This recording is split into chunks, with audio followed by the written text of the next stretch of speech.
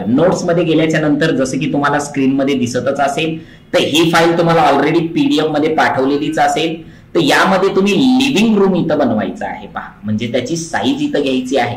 तर 3.30 metre by 5.30 metre म्हणजे याची साईज ही आहे. तर ही साईज आपण याच्यामध्ये घ्यायची आणि हा लिव्हिंग रूम आपल्याला बनवून दाखवायचा आहे. चला जाऊया आपल्या ऑटोकॅड सॉफ्टवेअर मध्ये. पहा इथं थोडं मी माऊस स्क्रोल करतोय आणि झूम करतोय. पहा वर घेतोय याला, मी याला थोडं साईडला घेतोय.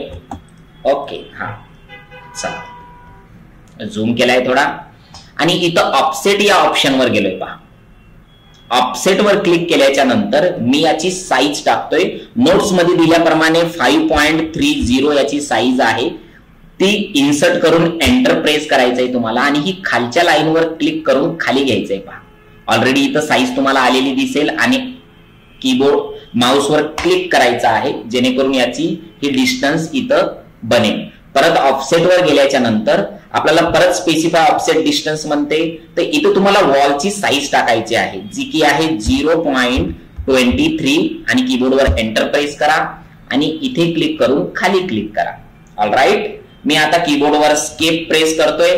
तर ह्या टाईपचा मला इथं प्लॅन जो आहे दिसलेला आहे. पहा ठीक आहे. आता एवढं झाल्याच्या नंतर ह्या दोन्ही सेगमेंट खाली कनेक्ट करायचे आहेत आणि याच्या समोरच्या ह्या सेगमेंट नको आहेत आपल्याला. पहा या प्रत्येक टूल तुम्हाला मी स्टेप बाय स्टेप शिकवणार आहोत आणि यामध्ये सर्व टूलच्या शॉर्टकट की सुद्धा सांगणार आहोत. स्टार्टिंगला तुम्ही सुरुवातीला हे टूल शिका, नंतर मी त्याची शॉर्टकट की सांगणार आहोत.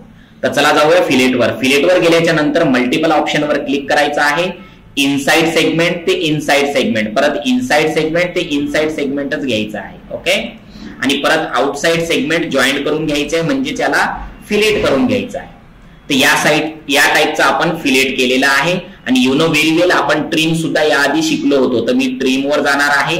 ट्रिम वर गेल्याच्या नंतर कीबोर्डवर एंटर प्रेस करायचं आहे आणि डायरेक्टली हे ट्रिम करून घ्यायचं आहे. पहा तुम्ही डायरेक्टली क्लिक करून सुद्धा करू शकता आणि याच्यावर बटन होल्ड करून असं सुद्धा इथं घेऊ शकता. पहा झूम इन झूम आउट मी हे ऑप्शन स्टार्टिंगला सांगितलेलं आहे आणि झड डबल स्पेस केल्यानं तुम्ही झूम सुद्धा करू शकता. पहा काय करतोय मी, झड आणि 2 वेळा स्पेस दाबतोय. पहा 1 2 आणि इथं झूम करतोय. पहा इथं म्हणजेच आपला प्लॅन बराबर याच्यावर फिट होईल.